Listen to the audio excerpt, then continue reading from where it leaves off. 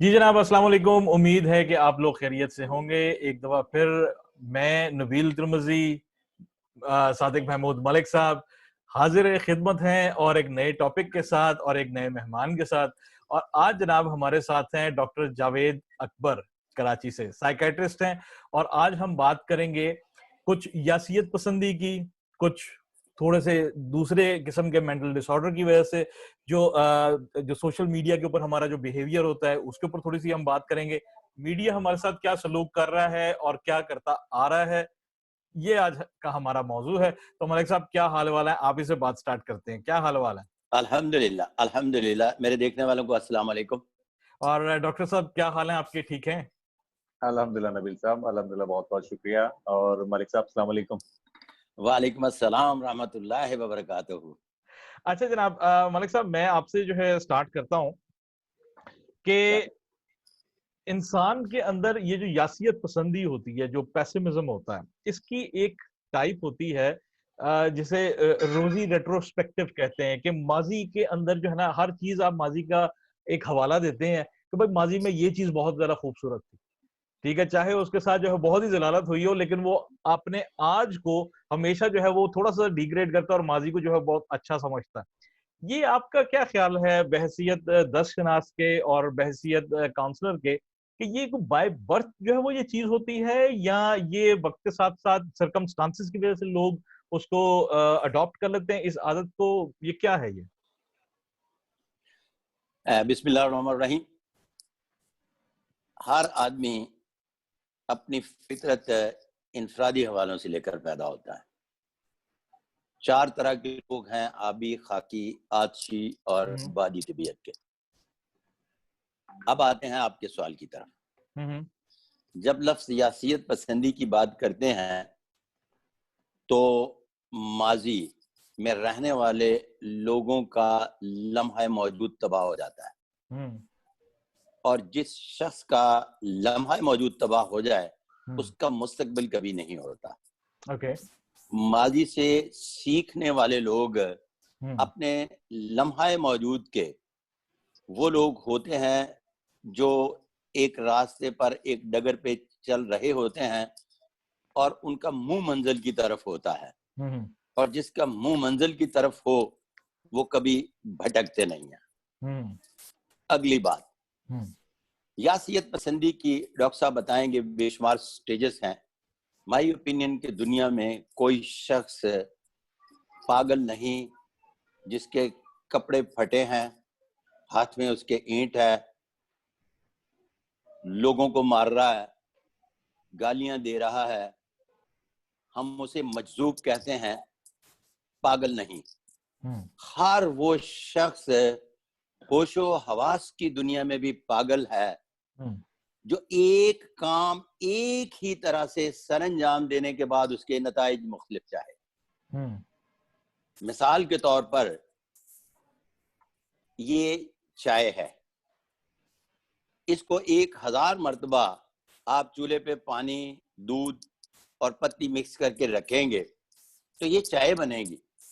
पागल है वो शख्स जो दूसरी, तीसरी और छठी बार ये तीनों इंग्रेडिएंट के साथ चाहता है कि ये कॉफी तैयार हो जाएगी। कॉफी तैयार करने के लिए आपको इंग्रेडिएंट चेंज करना पड़ेंगे। तो इसका मतलब है कि एक ही उस काम को करने के बाद मुख्तलिफ नताइज चाहने वाले शख्स को पागल कहते हैं, खा वो होश में हो, अक्लमंद समझा गया हो, बेवकूफों की दुनिया में रहता हो। जिसको लोग पागल कहते हैं वो पागल नहीं होता, मजजूब होता है। जी सर, बिल्कुल ठीक हो गया। अब डॉक्टर जावेद साहब, मुझे ये बताइएगा कि एक चीज होती है स्ट्रेस लेवल होती है। क्या साइकाइट्री के अंदर कोई यूनिट है, इसका कोई मेजरिंग यूनिट होता है कि बंदा किस हद तक स्ट्रेस को जो है वो बर्दाश्त कर सकता है? इसका कोई साइकोमेट्रिक टेस्ट होते हैं या कोई इस तरह की जो है वो चीज है? और इसको अगेन कि अगर जिस तरह हम बात कर रहे थे पेसिमिज्म की, तो पेसिमिज्म क्या बाय बर्थ होती है और उसके ऊपर जो स्ट्रेस डाला जाता है तो उसका इम्पैक्ट कुछ और होता है, और ऑप्टिमिस्टिक आदमी के ऊपर जब स्ट्रेस डाला जाता है तो उसका इम्पैक्ट कुछ और होता है? आपका क्या इस पे टेक है? देखिए, मैं बहुत-बहुत शुक्रिया मलिक साहब की बात को आगे लेके चलते हुए।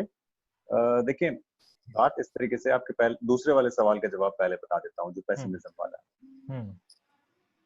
कोई भी, जैसे एक हमारे हर इंसान के अलग अलग जज्बात होते हैं, तो एक कुछ इमोशंस आप किसी हद तक, कभी आप उदास हो जाते हैं या कोई चीज आप एक स्टेट में आ जाते हैं, तो वो कोई बीमारी नहीं होती। आपको गुस्सा आ जाता है तो वो कोई बीमारी वगैरह या इस तरह की कोई चीज नहीं होती है।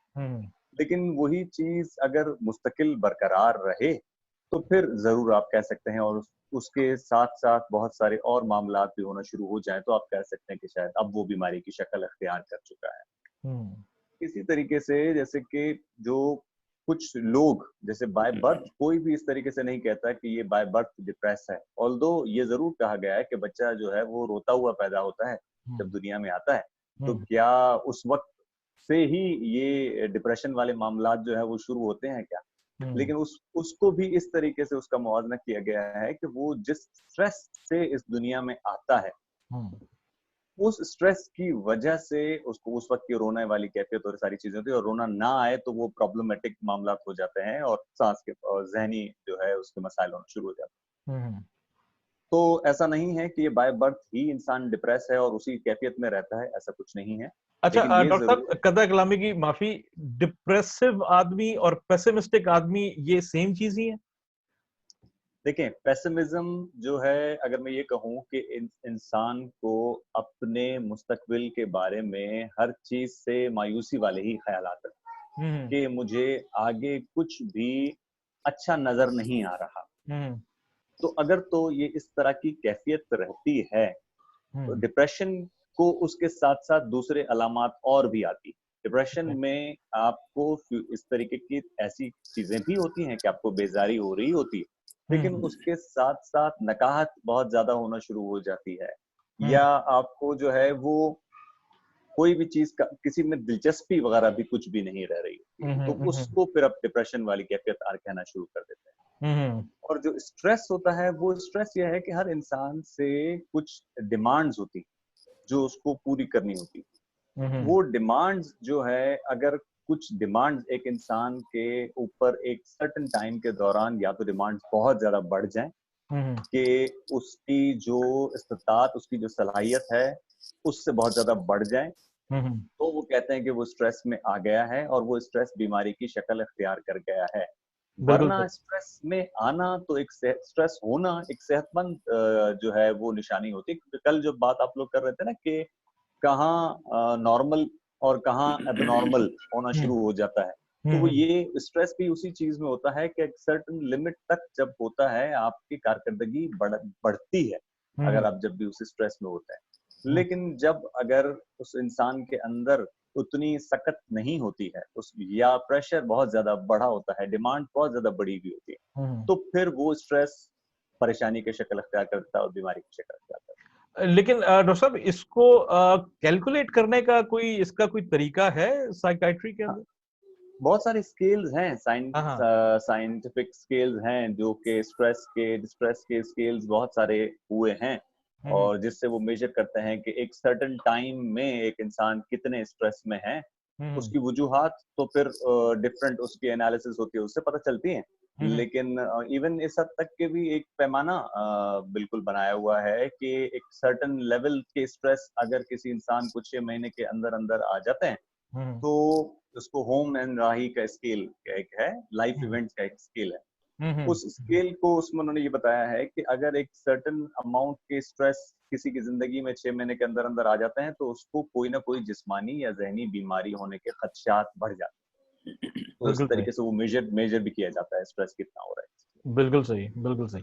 अच्छा मलिक साहब, मुझे ये बताइएगा, एक हमने बहुत अर्सा पहले हमने एक प्रोग्राम किया था, या मेरा ख्याल है अगर मैं गलत नहीं हूं तो शायद हमने जो सबसे पहला जो प्रोग्राम किया था चमकते तारे का पहली एपिसोड डॉक्टर साद बशीर मलिक साहब के साथ, तो एक हमने जो है उसमें इशू हमने जो है उठाया था जिसके ऊपर बहुत सारे हमारे मीडिया के दोस्त, हमारे आम जो लोग हैं, वो बहुत ज्यादा जो है कंफ्यूजन का शिकार रहते हैं साइकाइट्रिस्ट और साइकोलॉजिस्ट में जो क्या फर्क क्या होता है।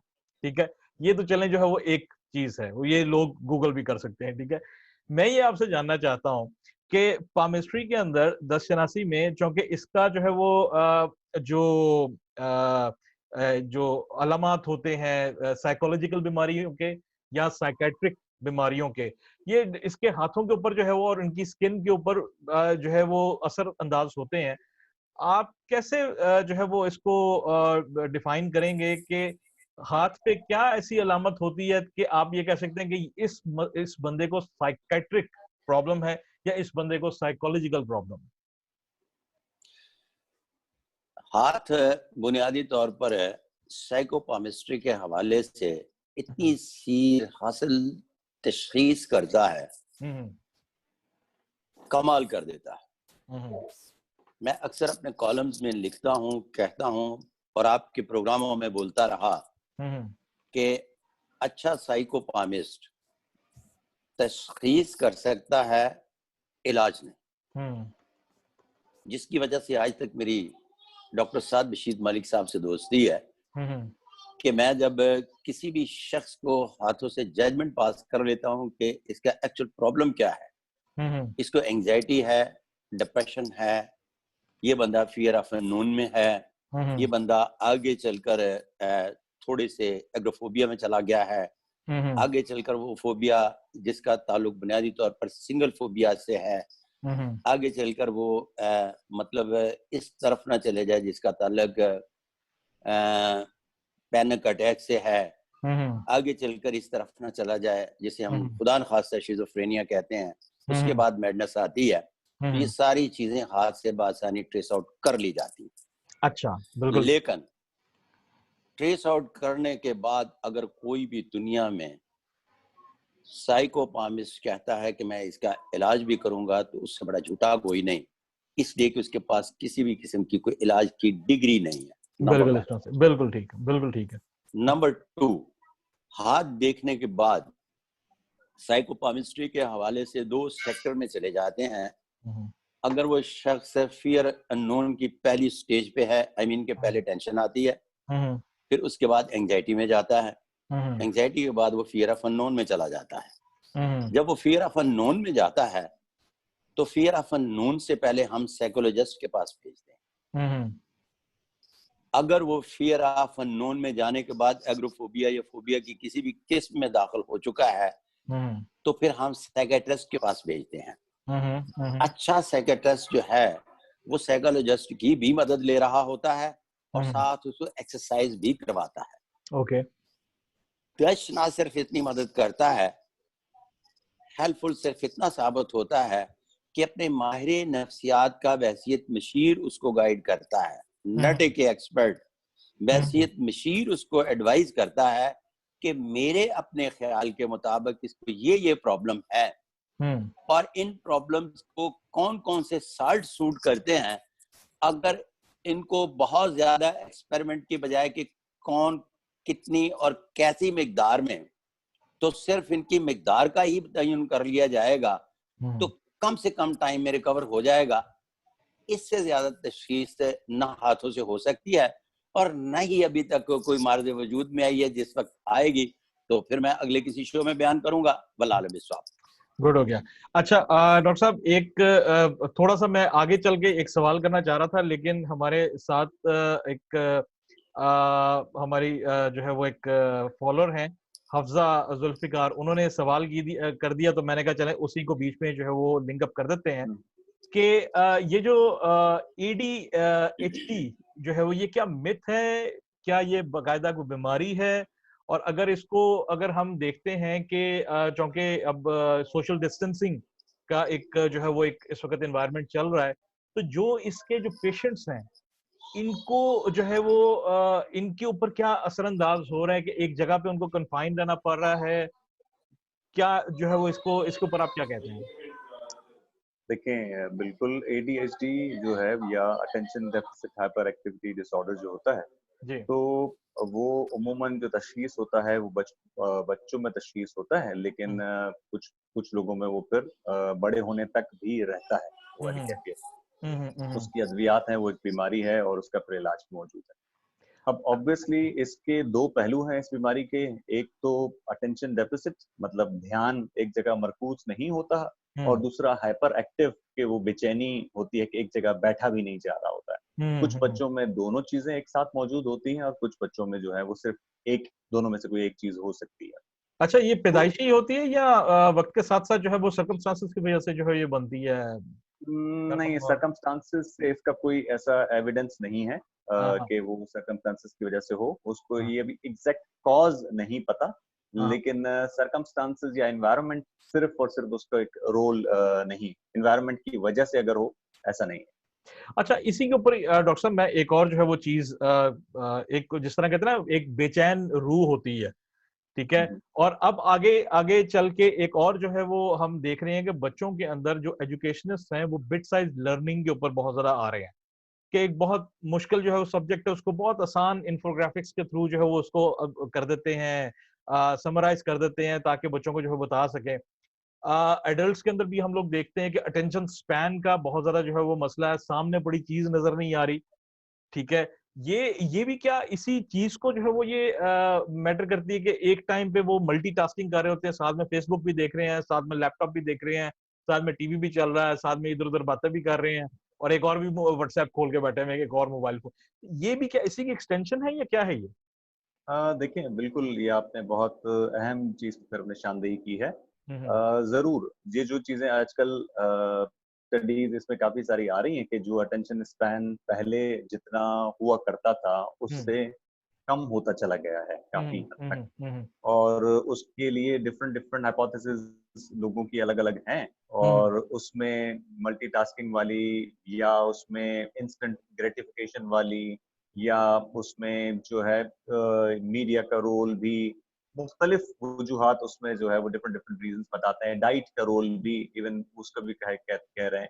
तो ये हम्म डिफरेंट हाइपोथेसिस हैं, कोई एक स्टैब्लिश किसी पे पहुंचे नहीं है कि ये एक वजह है जिसकी वजह से ये सारी चीजें, और आई बिलीव कोई एक वजह हो भी नहीं सकती।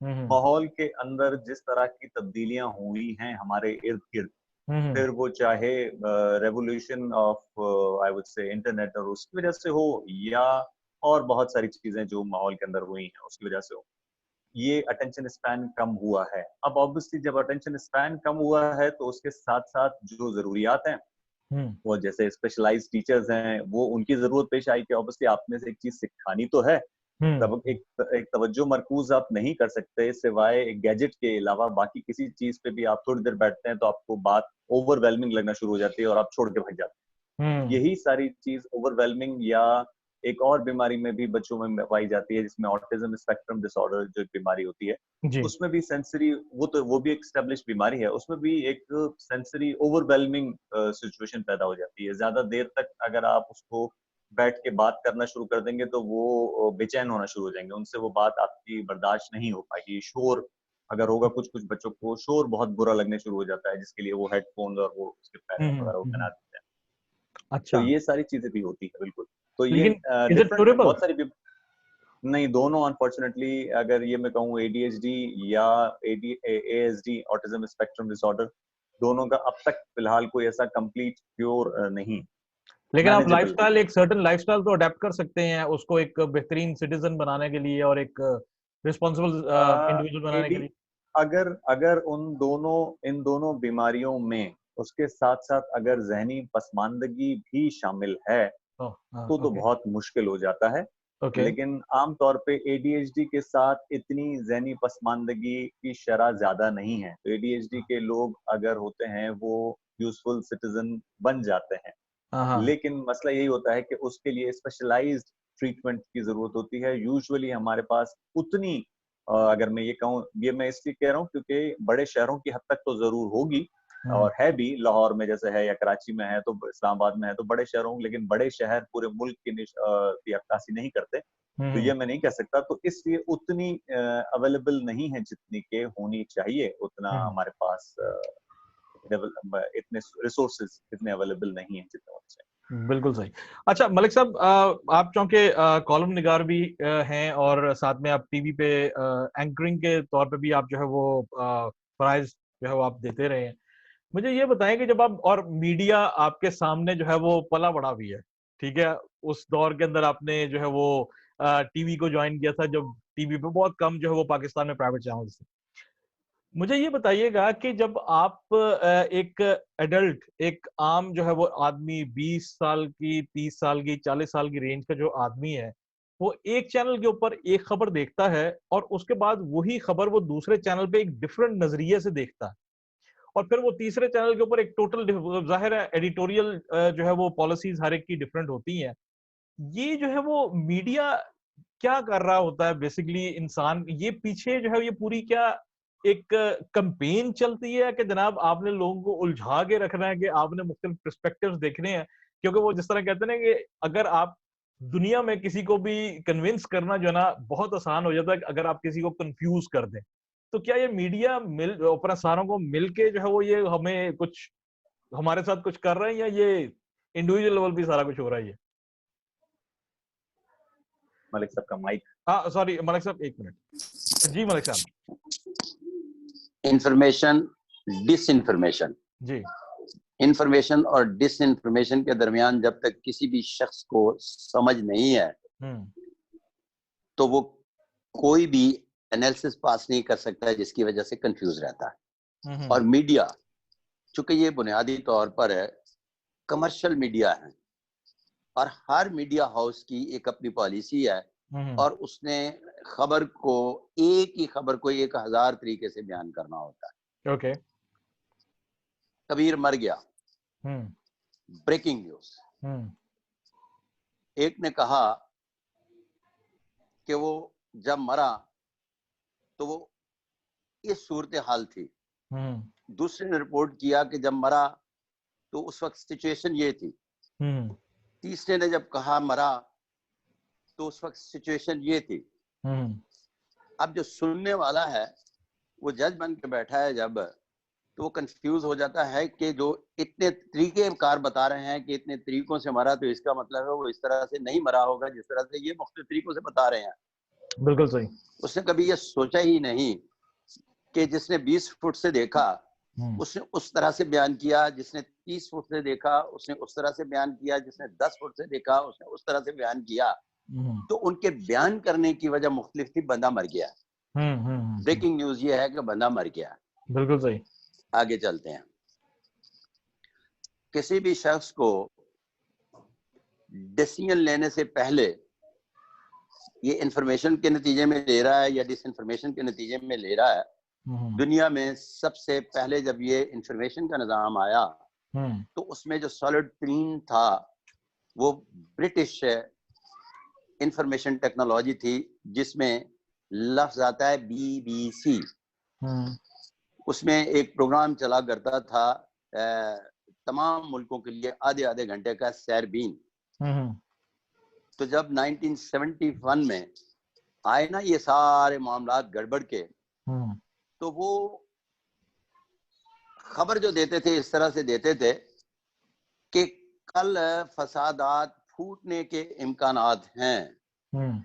ज़हनी तौर पर लोगों को तैयार करते थे कि कल जनाब फसाद होंगे, तो 90% लोग फसाद देखने के लिए जाते थे और फिर बाद में जो 2% आए होते थे वो फसाद करते थे और 98% की वजह से फसाद हो जाता था। बिल्कुल सही। ये एक डिसइंफॉर्मेशन है जिसको वो सबसे पहले पास करना इस मीडिया ने शुरू किया और इसी को फिर अडॉप्ट किया, इसी सेंस को अमेरिकन ने। ओके। अच्छा, ये है बेसिकली तरक्की याफ्ता मुआशरे। तरक्की याफ्ता मुआशरों ने इसको दो लिंक्स में ले लिया। एक तो उन्होंने इंटरनेशनल न्यूज और एक उन्होंने लोकल न्यूज। अब इस जब मीडियम पे जाएंगे ना तो आपको लोकल न्यूज जो है उसमें डिसइंफॉर्मेशन मिलेगी ना होने के बराबर, और उनके लोकल को और उनके इंटरनेशनल न्यूज पे जब जाएंगे ना तो उनके लोकल को उसमें कोई दिलचस्पी नहीं है।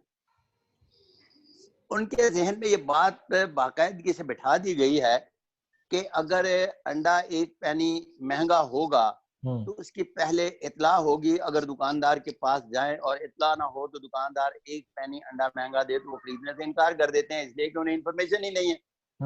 इसकी तो पहले उन्हें इन्फॉर्मेशन मिलना थी। लेकिन दुनिया में किस तरह से कितने रुपए अंडा महंगा हो जाएगा और सडन उसको कीमत जाके ऑन द स्पॉट पे करना पड़ेगी, ये इंटरनेशनल मीडिया पे वो फेक न्यूज चला रहे होते हैं। और उसका ताल्लुक जो है यूरोपियन नहीं लफ्ज इस्तेमाल करना, ब्रिटिश, ये बात याद रहे, बगौर याद रहे, कभी भी बात करते हैं तो यूरोपियन लफ्ज इस्तेमाल नहीं करना। अच्छा, ब्रिटिश मीडियम जो है, ब्रिटिश मीडियम ने, अमेरिकन ने ब्रिटिश मीडियम को अडॉप्ट किया और वहां से इंफॉर्मेशन और डिस इंफॉर्मेशन का सिलसिला चला। और आज जितने भी माजे साजे गामे हैं ना, इन्होंने पाकिस्तान में फेस सेविंग के लिए छोटे छोटे चैनल बना लिए, जमीनों का फ्रॉड किया तो चैनल अपना ले आए। 1 2 4 मीडिया हाउसेस जो थे बड़े, वो सारे चलते ही ब्लैकमेलिंग की बुनियाद पर थे, वो चल रहे थे, उनका जरिया कमाई ये था। तो कहने का मकसद है, इंफॉर्मेशन और डिस इंफॉर्मेशन के दरमियान में डिसीजन लेने से पहले समझना जरूरी है। मैं अपने बच्चों को अक्सर कहता हूं कि जब आप खबर सुनते हैं ना, तो उसमें आप एक माइंड मेकअप कर लें कि 2% खबर दुरुस्त दी जा रही है जिसमें लफ्ज है इंफॉर्मेशन, और 98% जानबदार खबरें सुनाई जा रही हैं जिसको आपने अपने विजन से पास करना है कि इसके पीछे क्या होगा। अगर पास कर सकते हैं तो ठीक है, नहीं तो मगजमारी ना करें, जाकर मार्केट में चीजों को एनालाइज करने के बाद उसकी सारे गिव एंड द टेक करें। बिल्कुल सर, बिल्कुल ठीक हो गया। अच्छा जावेद साहब, मुझे ये बताइएगा कि जब आप अब जिस तरह हम अगेन आजकल जो है वो इस लॉकडाउन की हालत में है और बाहर जो है वो हम नहीं निकलते, और हमारा जो है वो अभी रिसेंट एक स्टेटिस्टिक्स जो है वो मेरे नजर से गुजरा कि पूरी दुनिया के अंदर व्हाट्सएप का जो यूजेज है वो 40% बढ़ गया है, इतना ज्यादा जो है वो हो गया। और इवन के स्पेन में जब ये अभी वेव जो है वो आई है, तो उसके अंदर जो है वो जो डेटा मौसूल हुआ, 75% यूजेज मजीद बढ़ गया व्हाट्सएप का। ठीक है, अब इतनी इंफॉर्मेशन जो है वो ली जा रही है व्हाट्सएप के थ्रू भी, यूट्यूब के थ्रू भी, ट्रेडिशनल मीडिया के थ्रू भी, ये जो है इसका क्या जो है वो इम्पैक्ट जो है वो हमारे जो है वो ज़हनी मेंटल हेल्थ के ऊपर जो है वो हमारे पड़ता है? क्या हमारा जो है वो ज़हन, उसकी कैपेसिटी इतनी होती है कि हम इतनी ज्यादा इंफॉर्मेशन को अब्सॉर्ब कर सकें और उसको डाइजेस्ट कर सकें? जहन की कैपेसिटी तो बहुत ज्यादा होती है और वो जरूर उस चीज को ले भी सकता है, लेकिन पहले मैं एक मलिक साहब की बात को एक दफा अगर उसको आगे लेके चलता हूँ। हमारा ब्रेन जो है ना जी, वो समझ लें कि कैसे कहूँ, नेगेटिवली ट्यून्ड होता है। ओके, कि जो भी मनफी चीज हमारी होती है, जो भी हमें नजर आएगी, उसको जल्दी सुनता है और जल्दी प्रोसेस करता है एज कंपेयर टू जो मस्बत चीज कोई अगर आप कहीं चला दें। बिल्कुल सही। तो ब्रेकिंग न्यूज अगर कोई मस्बत चलाएंगे तो उस पर कोई भी इतनी ध्यान नहीं धरेगा। ब्रेकिंग न्यूज अगर आप मनफी चलाएंगे तो उस पर बहुत ज्यादा लोग मुतासर होंगे और एकदम से देखेंगे। ज्यादा ये देखा गया है। तो क्या हुआ है, चाहे मीडिया हमारे मुल्क का हो या बाहर के मुल्क का हो, एक लफ्ज मैं बचपन से हम सब सुनते आ रहे थे ना कि अमल का दारोमदार नीयत के ऊपर होता है, अमल का दारोमदार नीयत के ऊपर होता है। तो अब एक डॉक्टर की नीयत क्या है, मरीज जब आ रहा है, मलिक साहब अगर एक पेशेंट को लेके आ रहे हैं, तो अब मेरी नीयत क्या है, मलिक साहब को काटो, निकालो, इस मरीज बिला वजह फिर अपने खुद इसको लेके चलो, क्या साइकोलॉजिस्ट के पास भेजना, खुद ही उसका इलाज करते चलो। ठीक है, अगर मेरी नीयत इस तरीके की है कि ये मरीज मेरे पास ही घूमता रह जाए, तो नो डाउट मरीज तो घूमता रहेगा और वो तो बेचारा इस कम इल्मी की वजह से, और वो आता भी रहेगा, मैं अपने पैसे भी कमाता रहूंगा। अब ये मेरी नीयत है। इसी तरीके से मीडिया हाउसेस या कोई भी है, उनकी नीयत किस तरीके की है, क्या वो जैसे मलिक साहब बता रहे थे कि इंफॉर्मेशन और डिसइंफॉर्मेशन, वो कहाँ तक क्या चीज बताना चाह रहे हैं। अगर उनका माइंड बिल्कुल वही है जो आजकल बहुत ज्यादा है एनवायरनमेंट में, के माहौल में, कि बस आप एक चीज के पीछे सबको लगा दिया है, फिर वो चाहे हमारी जनरेशन हो या कोई भी हो, कि भाई आपने एक सर्टन नंबर है उसको पहुंचना है, आपने एक सर्टन चीज है उसको अचीव करना है, एंड दैट्स इट। उसके बाद आप चाहे उसके लिए कुछ भी करना हो आप कर गुजरे, कोई फर्क नहीं पड़ता। बिल्कुल सही। तो इस चीज की वजह से और टेक्नोलॉजी के इतनी तेजी की वजह से हम जो चाहे वो रिलेशंस हो या हम जो थोड़ा बहुत जो तकद्दुस होता है या लिहाज होता है, वो सब चीजें हमारे लिए इतनी मायने रखती नहीं है और वो गायब होती ही चली गई हैं। अगर आपको जरूर मलिक साहब का मुशाहिदा होगा और आपने भी देखा है जी, कि वो चीजों की उतनी अब अहमियत नहीं रही है। अगर आप किसी से भी पूछें, इवन अगर हमारे पाकिस्तान की तो ऑलमोस्ट आधी आबादी जो है वो 25-28 साल से कम के लोगों की है। बिल्कुल सही। लाइक आधी आबादी अगर हमारी इस तरीके की सूरत हाल में रहेगी और उनको अगर अपने आगे के चीजों के बारे में कुछ इल्म नहीं होगा कि लाइक करना क्या है और कहाँ जाना है, किस तरीके से हमने आगे बढ़ना है, और उसमें फिर बहुत सारे अवामिल आते हैं। सिर्फ मैं मीडिया का ये अगर मैं ये कहूँ बम्बार्डमेंट, तो ऐसा नहीं है, सिर्फ वो नहीं है, पेरेंटिंग का भी बहुत बड़ा रोल है। बिल्कुल सही। अगर मैं याद करूं, अगर मैं देखूं, अगर आप ये वाकई हम सब भी अगर हम देखें कि हमारे वालिदैन या उनके भी वालिदैन उस वक्त, जरूर सब लोग कहेंगे वो हालात कुछ और थे, लेकिन उस वक्त भले इतना ज्यादा टाइम नहीं देते थे, लेकिन क्वालिटी टाइम जरूर था। बैठना, बातचीत करना, चीजों के बारे में आपको एक थोड़ी बहुत मैसेजेस जिस तरीके से आपको कम्युनिकेट, डायरेक्ट या इनडायरेक्ट मैसेजेस जिस तरीके से कम्युनिकेट होते थे, वो आजकल जो मैं अब यहाँ पे देखता हूँ, मुझे बहुत उसका वैक्यूम नजर आता है। और हर कोई एक अपनी अपनी आई वुड से कि हर कोई जैसे ना पर्सनल स्पेस, ये मेरा स्पेस है, ये मेरी प्राइवेसी है, उस जरूर आप प्राइवेसी आपकी होनी चाहिए, आपका स्पेस होनी चाहिए, उसका उससे इनकार नहीं है, लेकिन आप उसका क्या क्या मतलब लेते हैं, वो मुझे सॉरी टू से, लेकिन बहुत सारी चीजें इसमें लैकिंग नजर आई हैं। और इस तरीके के बम्बार्डमेंट की वजह से, चाहे वो मीडिया की हो या आप सोशल मीडिया की हो, किसी भी किस्म की मीडिया की हो, तो नींद के मसाइल बहुत ज्यादा आना शुरू हुए हैं, और कंसंट्रेशन के जैसे हमने बात की उसके बहुत ज्यादा मसाइल आना शुरू हुए हैं। डाइट के, आप प्रॉपर डाइट भी लेना, अक्सर तो मुझे जब अभी हम देखते हैं, आप अपना तजुर्बा भी शेयर कीजिएगा कि वो डाइट के मामलात भी, जैसे फास्ट, सब चीजें फास्ट पेस पे चल गई हैं, कि अब खाना बनाने वाले मामलात भी जो है वो भी है कि नहीं, फास्ट पेस वाले होने चाहिए, बाहर से होना चाहिए, सब कुछ होना चाहिए, और खाना खाने की भी प्रेफरेंसेस हैं वो भी चेंज होती चली गई।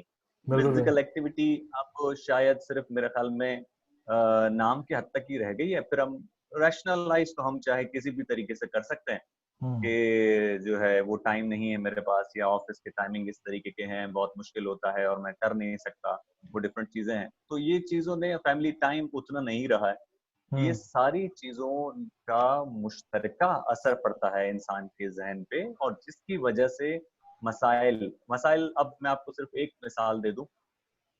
एक बच्चे को पेरेंट्स लेके आए क्लिनिक पे, और बच्चा लाइक 14-15 एंड 14-15, और उसके बाद उससे बातचीत कर, डॉक्टर साहब ये करता है, पढ़ाई नहीं करता है, शोर मचाता रहता है, इसको बोलो पढ़ाई करो, तो बाहर बच्चा दोनों को देख रहा है, इधर देख रहा है, फिर उनको देख रहा है, दोनों को बारी बारी देख रहा है। और वो 10 मिनट तक उन लोगों ने उस बच्चे के बारे में बताया। उसके बाद बच्चे ने सिर्फ इतना कहा, मतलब तो मुझे भी जरा सा वो बहुत ऐसा लगा कि I was just taken aback, कि दोनों की शक्लें की तरफ देख के बोलने लगा, हो गया तुम दोनों का? तो दोनों पेरेंट्स बिल्कुल जैसे चुप हो, तुम दोनों का हो गया? अब डॉक्टर साहब, ये दोनों पागल हैं, सारा दिन खुद भी लड़ते रहते हैं, मेरा भी दिमाग खा गए, ये कर लो, वो कर लो, ऐसा कर लो, वैसा कर लो। ये बच्चा 14 साल का बच्चा सही, ये कह रहा है। आजकल के बच्चे और उन दोनों के सामने लिटरली, और मुझे बुरा भी लगा, लेकिन उसके बाद भी पेरेंट्स ऑब्वियसली उसके बाद कुछ कह नहीं सके, लेकिन उसके बाद भी पेरेंट्स क्या था, डॉक्टर साहब इसको फिक्स कर दें प्लीज। ये बच्चे ने कहा? नहीं, इनके पेरेंट्स अच्छा, पेरेंट्स ने कहा कि बच्चे को फिक्स कर दें, डॉक्टर साहब इनको आप फिक्स कर दें। अब मुझे एक बताइए कि या तो मैं कोई ऐसा कुमार नहीं हूं, जैसे एक घड़ा जो पक्का बन गया है, अब उस घड़े के डेंट निकालना किसी के बस की बात नहीं है। उसमें आप कलरिंग थोड़ी बहुत जरूर कर सकते हैं, लेकिन उस घड़े में जो डेंट लग चुके हैं वो निकालना नेक्स्ट टू इम्पॉसिबल बन जाता है।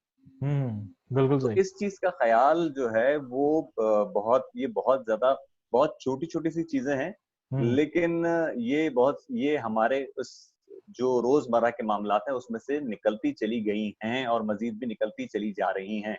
तो इस चीज को जरा ज्यादा ध्यान देने की जरूरत है, ताकि इस चीजों को आगे जो 10 साल बाद जो मसाइल मजीद और ना आज कॉम्प्लिकेट होना शुरू हो जाए। बिल्कुल सही। अच्छा, एक जो है ना, मैं आपके साथ एक छोटी सी एक स्क्रीन में शेयर करता हूँ और फिर मैं आपसे उसके ऊपर जो है वो एक राय जानना चाहता हूँ। ये यूरोपियन ब्रॉडकास्टिंग यूनियन जो है वो एक इदारा है यूरोप का, और इसने पिछले साल जो है वो एक ट्रस्ट इंडेक्स के ऊपर जो है वो इसने एक जो है वो थोड़ा छोटा काम किया कि अवाम में जो मुख्तलिफ जो मीडियम्स हैं, जो कम्युनिकेशन चैनल्स हैं, उसके अंदर जो है वो ट्रस्ट इंडेक्स कितना है ऑडियंस का। तो अगर आप देखें तो सोशल नेटवर्क्स के ऊपर -45 है। ठीक है, यानी लोग जो है वो इसकी चीज को इतना क्रेडिबल नहीं समझते। इंटरनेट के ऊपर जो ब्लॉग्स हैं या जो दूसरे इंटरनेट्स हैं, जो जो वेबसाइट्स हैं, -23। रिटन प्रेस, जो आपका अखबार आपके हाथ में है, जो मैगजीन है, -1। टीवी की थोड़ी सी है 2 और रेडियो की ज्यादा है। अच्छा, अब मैं जो है वो अगर आप इस जो है वो स्टेटिस्टिक्स को जो है वो आप देखें, और हम अभी जिस तरह मैंने थोड़ी देर पहले कहा कि व्हाट्सएप का जो स्टेटिस्टिक्स थे कि 45% उसका ग्लोबली जो है वो उसका ज्यादा उसका यूजेज बढ़ गया। फेसबुक का भी तकरीबन जो है 20-21% जो है वो इसका ग्लोबली इसका जो यूजेज जो है वो बढ़ा है। तो मलिक साहब, पहले मैं आपसे जो है मैं पूछता हूँ कि आखिर आखिर आखिर कौन सी ऐसी चीज है कि लोग जो है फिर भी जो है वो बार बार सोशल मीडिया को ही रेफर करते हैं, और उसी को ही वो बार बार जो है वो अब्सॉर्ब करके वही कुछ बयान कर रहे होते हैं, जो कि उनको पता होता है कि यार ये जो है चीज शायद ठीक है, शायद ठीक नहीं है। आपका क्या टेक है इस पर? बचपन में मुझे जब ये पता चला ना कि दुनिया में सर्वाइवल का राज ये है कि जिस तरह से आप जो करना चाहते हो सब लोग उस तरह से नहीं करेंगे। बिल्कुल सही। तो फिर मुझे ख्याल आया, क्या दुनिया में सरवाइव करने के लिए मुझे सिर्फ वही कुछ करना पड़ेगा जो दूसरे चाहते हैं? ये दो मेरे जब सवाल जहन में हुए तो मैंने फिर इसका हल निकाला। हल को मैं जरा थोड़ा सा एक्सप्लेन आसान लफ्जों में मैं इस तरह से कर दूं। पता चला कि हाँ, काम सिफारिश से होता है। मैंने अपनी पेशगोइयां छपवाना थी तो पता चला इसके लिए पीआर चाहिए। बजाय इसके कि मैं पीआर ढूंढता, मैंने रोजनामा जंग देखा, रोजनामा नवाए वक्त देखा, दो बड़े लीडिंग न्यूज़पेपर थे, उनकी पॉलिसी देखी। एक प्रो नवाज शरीफ था, एक एंटी नवाज शरीफ था। बिल्कुल सही। तो मैंने फिर अपनी पेशगोई को कंपैरेटिव स्टेटमेंट बनाई कि मेरी प्रो नवाज शरीफ है या एंटी नवाज शरीफ है। अब उसका मुझे सिफारिश से जरूरत नहीं थी। मैं अल्हम्दुलिल्लाह मेहनत करके आ गया था मार्केट में। अब मैंने एक सिंपल प्रेस रिलीज तैयार किया। अगर वो एंटी नवाज शरीफ थी तो मैंने जंग को दे दी, प्रो नवाज शरीफ थी तो मैंने जाकर नवाए वक्त को दी, और सुबह वो बैक पेज पे लगी होती थी। आज तक ये लोग समझते रहे हैं कि मेरी पीआर बहुत है। बिलीव मी, मेरी कोई पीआर नहीं थी। मैंने सिर्फ और सिर्फ उन लोगों के साथ जो मैंने बचपन में सीखा था कि उनको साथ लेकर चलना है, उसके दूसरे हिस्से को सर दर्द नहीं बनाया कि क्या मुझे सारी जिंदगी उन्हीं की स्वाबदीद पे जीना पड़ेगा। स्वाबदीद मेरी होगी, लेकिन मैं उसमें शख्स को तलाश करूंगा जो मेरे से हम आहंग है, इसलिए कि मैं दुनिया में रहता हूं और मेरे से हम आहंग लोगों की भी दुनिया भरी पड़ी है, और वहां से मुझे सक्सेस मिल जाएगी। आगे क्या पूछा आपने? आगे ये एक तो जो इस पे मैं कमेंट करने लगा था कि यानी कि आपने एडिटर्स के भावनाओं के साथ आपने खिलवाड़ किया आपने उनके साथ। वो भी तो यही कर रहा है ना। वो भी तो यही मुझे कर तो रहा कहा मुझे तो कहा गया कि अगर तुमने जिंदा रहना है और सक्सेस लेनी है तो दूसरों के साथ चलना है। मैं तो दूसरों के साथ चला हूं, मैं तो खुद किसी को साथ लेके चला ही नहीं कि तू मेरे पीछे आ। मैं उन्होंने कहा नहीं, मैं तेरे पीछे जाना है। आपने मेरी पहली वर्डिंग सुनी जो अभी डॉक्टर साहब ने कहा कि मैं अपने पेशेंट को अपना एडिक्ट क्यों बनाऊं। अरे मैंने बहसियत साइकोपामिस्ट सबसे पहले डॉक्टर साहब आपने सुना कि कितना अच्छा काम करने की कोशिश की कि मैं डॉक्टर साहब के पास लेके जाता हूँ ना जब साथ के, तो कहता हूँ ये आपका काम है, ये मेरा नहीं। अच्छा, इसी का दूसरा जो मैं है वो काम करता हूँ जो मेरा है। जब मैं करना सीख जाऊंगा जो काम मेरा है ना, तो मुझे पूरा यकीन है कि शिकस्त का लफ्ज मेरी डिक्शनरी में नहीं है, अल्हम्दुलिल्लाह। और मेरे नबी पाक के सदके बफज़ल ताला बसदका हुजूर नबी करीम सल्लल्लाहु अलैहि वसल्लम, मैं आज तक शिकस्त से दो चार नहीं हुआ। हाँ, एक मर्तबा जब मैं शिकस्त से दो चार होता हूँ तो फतेह हासिल करने के लिए उसका तरीकेकार दूसरा अपना लेता हूँ। बिल्कुल सही, बिल्कुल सही। उसके लिए मुझे 150 तरीकेकार अपनाने पड़े तो तब तक मेरा अमल जारी रहता है, जब तक मैं शिकस्त से निकलकर फातेह नहीं बन जाता। जी तो मलिक साहब यही तो आजकल है ना, आजकल तो सबसे बड़ा मसला यही है कि जो इंसान काम कर रहा है उसको ही अपना काम नहीं आता सही तरीके से। वो दूसरों का काम करने की जरा ज्यादा कोशिश करने ही लगा हुआ होता है। ज्यादा जरूरत तो ये है कि भाई आपके जिम्मे जो आपकी जॉब की डिस्क्रिप्शन है, या जो आप काम कल जो आप एक बात की थी ना, आपने बड़ी अच्छी कल के प्रोग्राम में बात की थी कि जो आप अंदर में फील करते हैं ना, वही अगर आपका पेशा बन जाए, वही आपका काम बन जाए, तो आप बहुत मजे से करेंगे, आप खुशी से करेंगे वो सारी चीजों को। तो यही सारी चीजें लेकिन दूसरी आजकल। बात है, आज के आपके सवाल का जवाब सिंपल कल मैंने दे दिया था गुजरे हुए कल में, कि लोग यहाँ काम पर जाते हैं, सक्सेस स्टोरी उनकी बनती है जो काम पर जाने के बाद काम भी करते हैं। जाहिर। अच्छा, एक काम दफा पर जाना अहम नहीं, काम पर जाने के बाद काम करना अहम है। जी सर। बिल्कुल। अच्छा, एक दफा फिर मैं जो सवाल जो जिसका जवाब जरा अधूरा रह गया, मैं डॉक्टर साहब की तरफ में आता हूँ कि डॉक्टर साहब ये जब अभी हमने जो इंडेक्स हमने देखा, ट्रस्ट इंडेक्स देखा हम लोगों ने कि सोशल मीडिया का ट्रस्ट इंडेक्स कितना -45 है, और फिर टीवी का भी ट्रस्ट इंडेक्स कोई इतना जो है वो आपको प्रॉमिसिंग नहीं लगता कि सिर्फ 2 के जो है वो यूनिट के ऊपर खड़ा है। लेकिन इसके बावजूद भी जो ऑडियंस है या जो व्यूअर्स हैं या जो मीडिया कंज्यूमर आप इसको कह लें, सारा को अगर चैनल्स को अगर हम बीच में शामिल कर लें, तो उसके बावजूद भी वही सारा कुछ कंज्यूम कर रहा होता है बार बार, और उसके बाद अल्टीमेटली वो उन्हीं की जुबान बोल रहा होता है। ये किस किस्म की क्रेविंग है कि आप को पता भी लग रहा है कि ये चीज गलत है, ये झूठ है, और उसके बावजूद आप उस पर यकीन किए बैठे हैं और उसी को आगे डिसेमिनेट किए जा रहे हैं। ये क्या क्रेविंग है? बिल्कुल, अगर मैं आपके सवाल को सही समझा हूं तो काइंडली मेरी रहनुमाई कीजिएगा जी। कि जो टेलीविजन हुआ या बाकी सारी चीजें हुआ ना, उसमें उमूमन most of the time one way traffic होती है। ओके, या ठीक है, बिल्कुल बिल्कुल। आप उसमें जो है वो सिर्फ एक जगह से आप इंफॉर्मेशन देख रहे होते हैं और आप कर रहे होते हैं। इधर बाकी जो भी मीडिया आपके पास, सोशल मीडिया जो मौजूद है, उसमें आपकी sort of two way traffic होती है, और आप उसमें अलग अलग चीजें एट अ सिंगल टाइम आप देख रहे होते हैं। तो आपकी क्यूरोसिटी बहुत ज्यादा बढ़ना शुरू हो जाती है। उस क्यूरोसिटी की वजह से इवन अगर आप फोन रखना भी चाहें तो रख नहीं पाते हैं। और इसी चीज को देखते हुए अगर आपने देखें तो सोशल मीडिया के डिफरेंट डिफरेंट प्लेटफॉर्म होना शुरू हो गए, और उस प्लेटफॉर्म्स की भी कैटेगराइजेशन हो गई है कि फेसबुक जो यूज करते हैं वो किस किस्म के लोग यूज करते हैं, ट्विटर बिल्कुल जो है वो कौन से डेमोग्राफिक। किस्म के यूज करते हैं। बिल्कुल, बिल्कुल डेमोग्राफिक के साथ साथ लोगों का सोशल स्ट्रेटा भी आप लोग समझते हैं कि अगर मैं ट्विटर यूज करता हूँ दैट मीन्स मैं एक सर्टेन क्लास से बिलोंग करता हूँ। फॉलोअर्स और हैं मैं मेरे। अगर एक, जी बिल्कुल, फॉलोअर भी है, फॉलोअर के साथ साथ ये भी है कि वो जरा सा हाई क्लास जो इंसान तस्वुर करता है कि मैं उसमें हूँ। और अगर बिल्कुल। फेसबुक पे मैं अगर किसी मेरे को कुछ लोग फॉलो कर रहे हैं, दैट्स ओके, ठीक है।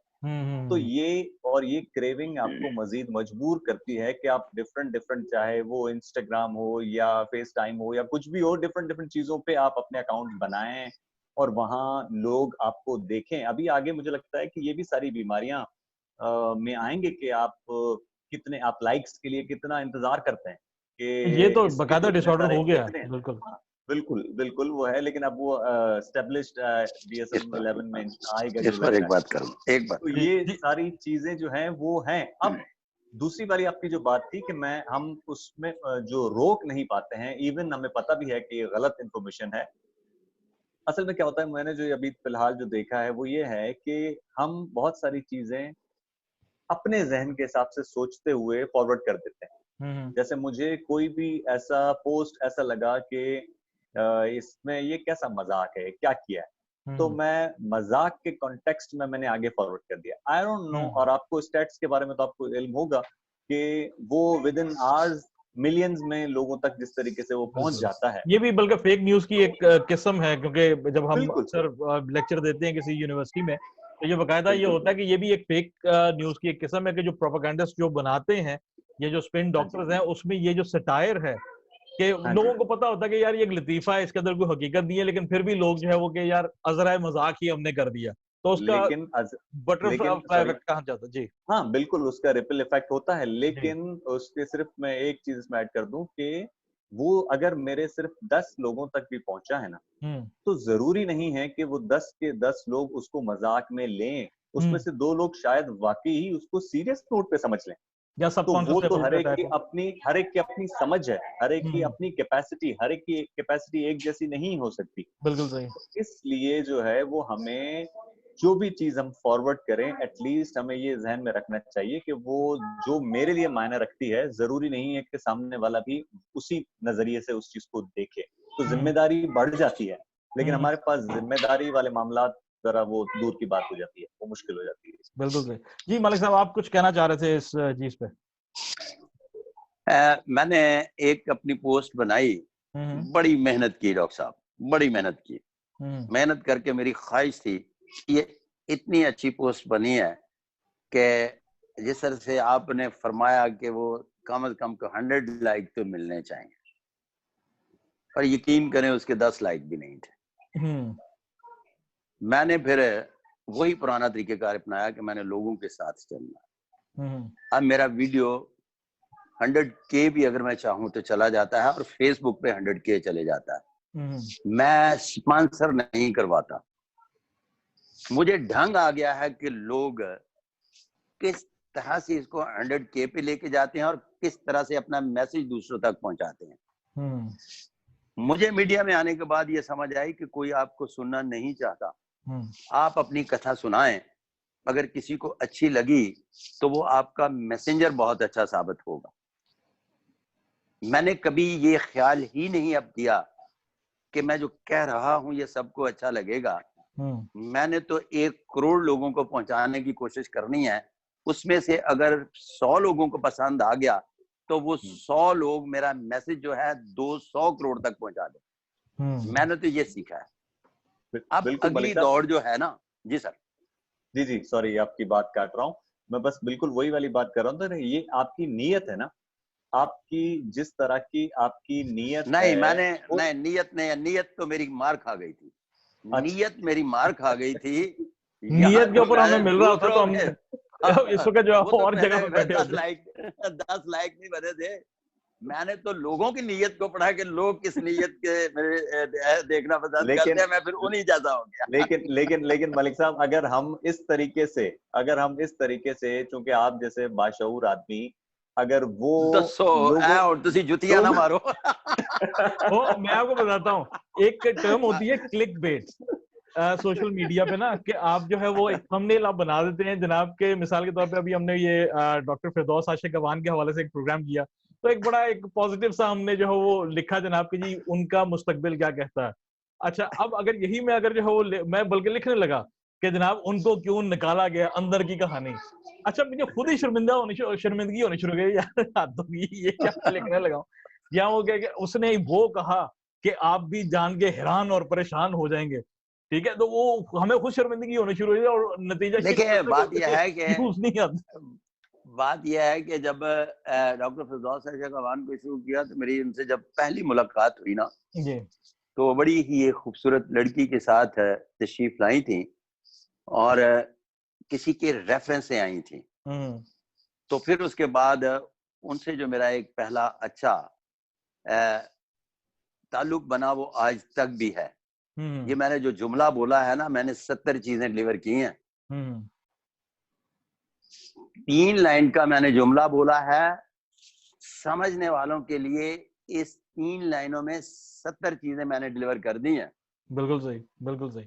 अच्छा, अब प्रोग्राम जो है ना थोड़ा सा जरा वाइंड अप की तरफ जो है वो लेके जाते हैं कि एक हमने जो है वो देखा कि मीडिया का जो किरदार है इस हमारे खित्ते के अंदर, वो बड़ा एक अजीबोगरीब सा जो है वो रहा है। क्योंकि हमारे सामने 2 मिसालें थी कि जनाब इटली के अंदर बहुत सारे लोग जो है वो कोरोना की वजह से जो है वो मारे गए, और फिर उसके बाद स्पेन के अंदर भी जो है वो यही हुआ, ईरान के अंदर जो है वो यही हुआ। और जब ये काम शुरू हुआ तो साथ ही जो है वो मीडिया ने एकदम जो है वो रौला डाल दिया जनाब के जी, ओहो इतना बंदा मर गया, इतना बंदा मर गया। अच्छा, अब वो लोगों ने जो है ना उसको क्रिकेट मैच के तौर पे देखना शुरू कर दिया, वो आज इतने बंदे मर गए, ओ यार आज इतने बंदे मर गए। तो और वो एक आज जो है, बल्कि मैं एक वो सेगमेंट भी सुन रहा था मीडिया के ऊपर, कि मीडिया का जो रोल था वो इतना पॉजिटिव नहीं हमने देखा सिवाय पब्लिक ब्रॉडकास्टर्स के, जिस तरह पीटीवी है या जो बाकी जो है वो इदारे हैं, कि उनको जो है वो लाशें उनको दिखानी थी, तभी वो थ्रिल बनना था और तभी टीआरपी जो है वो बननी थी। और इस चक्कर के अंदर मेरा ख्याल है कि टीवी चैनल्स ने जो है वो अपनी टीआरपी बढ़ाने के चक्कर में एक बहुत सारा खौफ एक इंस्टॉल करके रख दिया है हमारे जहनों के अंदर। अब जब भी ये लॉकडाउन जो है वो खत्म होता है, जब भी जो है वो हम दोबारा एक आजाद उसमें जो है वो करते हैं, ये तो बात तय हो गई, और ये बात नॉर्मल भी एक होगी, एक नया नॉर्मल अब की डेफिनेशन पे हम अब जा रहे हैं। तो ये जो है डॉक्टर साहब मुझे ये बताइएगा कि आफ्टर दिस होल थिंग, बाद जो है वो जो कोरोना का जो दौर है, उसमें जो है वो हमारी जो मीडिया कंजप्शन जो पैटर्न है, वो आप उसको उसको चेंज उसको जो है वो पाते हैं कि इस तरह का होगा कि हम लोग जो है वो और तरीके से चीजों को देखना शुरू करेंगे, और हमारे जो एक्शंस हैं वो उसकी बुनियाद पे और तरह के जो है वो हो जाएंगे। देखिए नबील साहब, मैं इस मेरी अगर मैं ये कहूँ कि मेरी कोई इतनी स्टडी, मैं तो माहिर नहीं हूँ इस बारे में कि मैं मीडिया के बारे में इस तरीके की मतलब ऐसी कोई आगे ऑथेंटिक बात कर सकूं।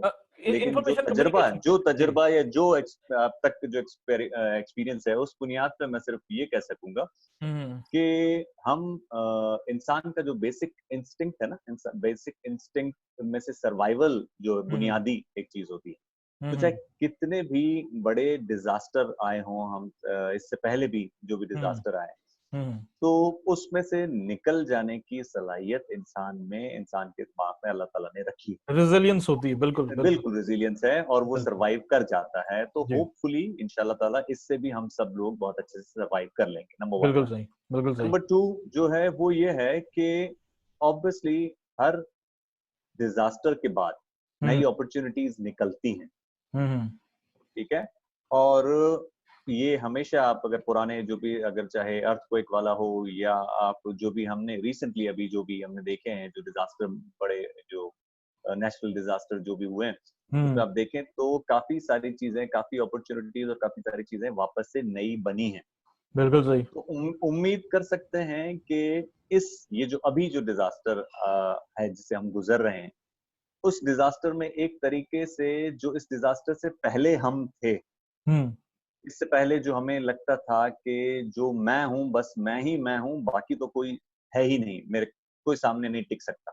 बिल्कुल सही। तो जो मैं वाली कैफियत है, होपफुली ये जो डिजास्टर में, ये जो आइसोलेशन में अभी हमें जो टाइम मिला है, उसमें शायद हम इंट्रोस्पेक्ट कर सकें, हम अपने अंदर जो है वो झांक के देख सकें कि हमारी औकात क्या है हम्म और हम कहाँ जा रहे थे।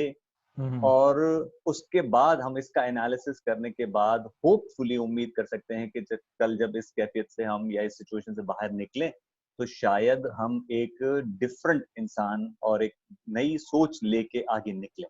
हम्म लेकिन अगर ये सारी चीज नहीं होगी तो फिर तो मेरा ख्याल है कि हम चाहे इस तरह के आइसोलेशन कितने भी आते रहे, हम फिर वापस वहीं के वहीं ही रुकेंगे। तो बिल्कुल सही। तालीम का, शऊर का, उसकी बहुत, और रहनुमाई का, पहले हम्म जैसे वो कहते थे ना, पहले एक मुर्शिद हुआ करते थे कि आपको हम्म जो समझाते थे, आपको एक गाइड करते थे कि आप इस तरीके से लेके चलें, आप ये देखें, उसके बारे में देखें, एक तरह से गाइडेंस देते थे।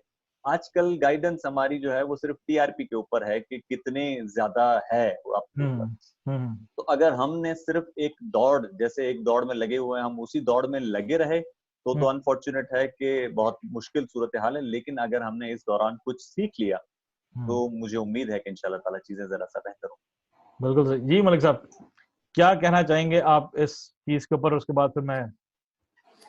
सर आगे मैं अपना डॉक्टर साहब की बातों से 100% इत्तेफाक करते हुए ये मैं बताने की कोशिश करना चाहूंगा, शायद कामयाब हूं नहीं, वल्लाह आलम बिस्वाब। देखें, कोरोना के सिलसिले में 1000 किस्म की कॉन्स्पिरेसी थ्योरीज आ गई। अब मैं इस नतीजे पे पहुंचा हूं कि किसी भी थ्योरीज को देखने के बाद सिर्फ ये एनालिसिस बना लेता हूं कि ये ईरानियन थ्योरी है या अमेरिकन है। बिल्कुल। जब हम ईरानियन वर्जन की बात करते हैं तो कहते हैं कि ये प्रो चाइनीज है, और जब हम अमेरिकन की बात करते हैं तो एंटी चाइना है। अभी चाइना खामोश है।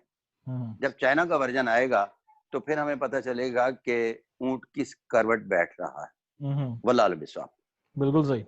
अच्छा, अब जनाब हम वाइंड अप की तरफ जो है वो चलते हैं। 2 टेक्स हैं जो कि मैं जो है डिस्कस करना चाहूंगा। एक तो ये कि हम तकरीबन मोर और लेस मलेशिया में जो है वो हम कोई 40-45 दिनों से अपने घरों में जो है वो कैद थे, और पाकिस्तान के अंदर भी तकरीबन 30-35 दिन जो है वो हो गए हैं कुछ लोगों को।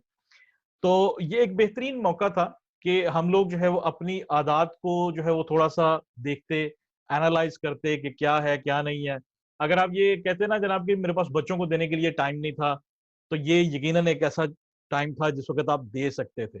अगर आप ये कहते थे जनाब कि जी मेरे पास एक्सरसाइज का टाइम नहीं है, तो अगर आप नहीं दे सके तो ये यकीनन एक टाइम था जब आप एक्सरसाइज आप कर सकते थे।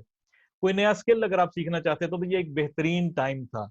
लेकिन अगर आप इस तमाम जो है दिन अपना एरा के अंदर, इस तमाम जो है वो जो अपना दौर जो गुजरा है, इसके अंदर अगर आप ये इस चीज पे काबू नहीं पा सके और अभी भी अगर आपके पास ये एक्सक्यूज है कि यार मेरे पास टाइम नहीं है, तो इसका मतलब है कि प्रायोरिटीज के अंदर कुछ ना कुछ गड़बड़ है। तो ये तो होगी जनाब एक बात। और इसको जो है वो अगर आप अल्लाह करे ये जैसी जो है वो सारे मामला जल्दी सॉल्व होते हैं और ये हम जो है एक दफा फिर नॉर्मल की तरफ जो है वो हम आए, तो ये इसको आपको दोबारा देखना है कि कहां पर प्रायोरिटीज के अंदर मसला आ रहा है।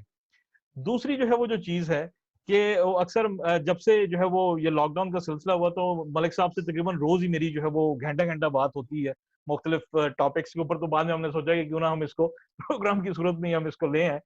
तो मैंने इनको शुरू में एक दिन मैंने कहा कि जनाब मैं तो बहुत ज्यादा जो है ना स्ट्रेस फ्री हूँ, तो मैं टीवी नहीं देखता मैं, ठीक है, और सोशल मीडिया भी मैं बिल्कुल जो ना एक तरह का मैं हटके जो है वो बैठा हुआ, कुछ भी इस तरह का नहीं है। टिकटॉक देख लिया, 2-3 और चीजें देख ली, इसके अलावा चक्कर ही को नहीं। और मैं अपने आप को हशाश प्रशाश महसूस करता हूँ। एक दिन मैंने गलती से मैंने एक चैनल जो है वो मैंने लगा लिया, साथ ही मुझे खांसी आनी शुरू हो गई साथ ही मुझे नजला भी आना शुरू हो गया, सरदर्द भी शुरू। मैं कहा अल्लाह रहम करे वो कोई कोरोना ही शुरू ना हो गया हो। तो ये जो है ना एक चीज बहुत ज्यादा सोचनी आपको भी जरूरी है कि इस वक्त कुछ अपनी रूटीन ऐसी बनाएं कि जिसमें आप स्ट्रेस फ्री किस्म की जो है वो अपनी रूटीन आप अपनी सेट करें। अगर आपको मीडिया कंज्यूम करने का शौक भी है, तो कोशिश ये करें कि ऐसा जो है वो मीडिया कंज्यूम करें जो कि आपको स्ट्रेस से दूर करे, एंटरटेनमेंट के हवाले से, स्पिरिचुअली आपको उसके हवाले से, बजाय इसके कि आप इंफॉर्मेशन को कंज्यूम करना जो है इस वक्त करंटली जो आपके जो है इस वक्त जो पैटर्न है उसमें इंफॉर्मेशन कंज्यूम करना इतना जरूरी नहीं है जितना खुद को स्ट्रेस फ्री जो है वो रखना जरूरी है।